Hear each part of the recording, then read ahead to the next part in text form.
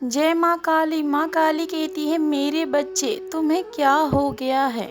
तुम क्यों अपने पद से विचलित हो रहे हो? किसी और को खुश करने के लिए तुम अपने आप को भूल रहे हो। तुम्हारी माता जानती है कि तुम्हारी किसी फैसले से किसी और का दिल दुखा है और किसी को चोट पहुंची है, किंतु घबराने की कोई आवश्यकता नहीं है। समय के साथ साथ सब कुछ ठीक हो जाएगा और तुम्हारे फैसला भी बिल्कुल सही है। फिर आखिरकार तुम्हारे कदम क्यों लड़खड़ा रही है? तुम्हारी माता जानती है कि कुछ लोग तुम्हें बहुत बुरा समझ रहे हैं और तुम्हारे चरित्र के ऊपर कीचड़ उछाल रहे हैं, किंतु तुम्हारी अस्तित्व तुम्हारे कर्म से है, लोगों के नजरियों से नहीं। लोगों का क्या है, वो तो तुमसे कभी भी खुश नहीं होंगे। तुम अच्छा करो या फिर बुरा, लोगों के नजरों में तो तुम हमेशा ही बुरे रहोगे, क्योंकि उनकी फितरत है दूसरों के जीवन में टांग अड़ाने की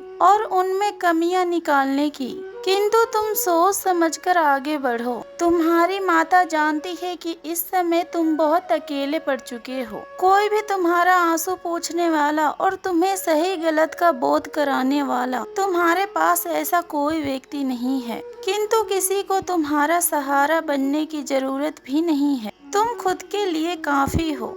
मेरे बच्चे, अपने आप को और अपनी खूबियों को कभी भी नजरअंदाज मत करना। जरा विचार करो कि लोग तुमसे क्यों जलते हैं और तुम्हारे काम में टांग अड़ाते हैं और वो तुमसे नफरत भी करते हैं। कहीं न कहीं उन लोगों ने तुम में उन खूबियों को देखा है जो कि उनके रातों को नींद को उड़ा सकती है। फिर तुम खुद को कम क्यों समझते हो?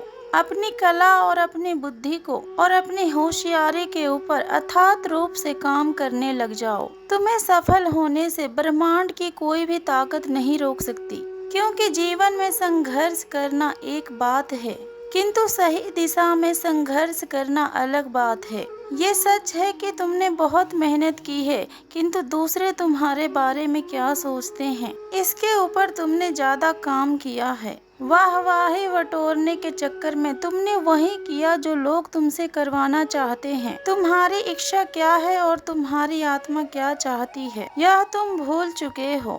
परिवार, समाज और रिश्ते नाते, इन सभी के संतुष्टि के लिए तुम काम कर रहे हो। मेरे बच्चे, दूसरों का जीवन और उनके सपने तुम्हें क्यों जीना है?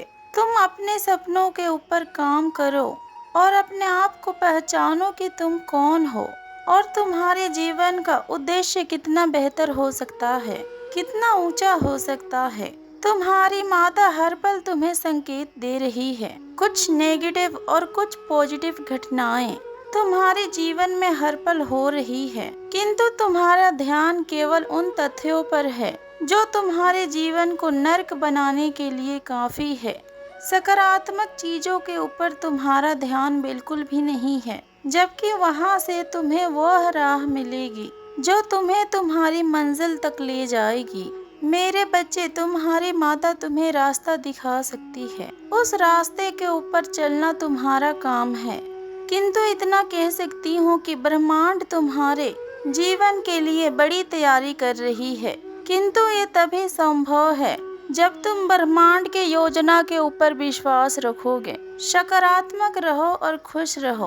तुम्हारी माता जानती है कि तुम्हारे साथ इतना कुछ हो गया और इतना कुछ छीन लिया गया है तुमसे कि अब खुश रहना और मुस्कुराना तुम्हारे लिए संभव नहीं है। परंतु तुम ये मत सोचो कि तुम्हारी माता तुम्हारी पीड़ा से अनजान है। तुम्हारी दर्द का एहसास है तुम्हारी माता को, किंतु इस दर्द में तुम्हारे लिए बहुत बड़ी सीख छुपी है जो बहुत जल्द तुम्हें समझ में आएगा। मेरे बच्चे, हर बुरी चीज बुरे के लिए नहीं होती। तुम्हारी माता हमेशा से तुम्हारे पास ही है और तुम्हारी हर सुख दुख की साक्षी है। तुमने जो अपने जीवन में त्याग किया है और जो परिश्रम किया है, उन सभी का फल तुम्हें कई गुना अधिक होकर तुम्हें वापस मिलेगा। तुम तब तक के लिए निस्वार्थ भावना होकर अपने काम में मन लगाओ और अपनी माता का नाम लो और अपनी माता का सुझाव दिया गया राह पर चलो। तुम्हारी माता के आशीर्वाद से सब मंगलमय होगा तुम्हारे जीवन में।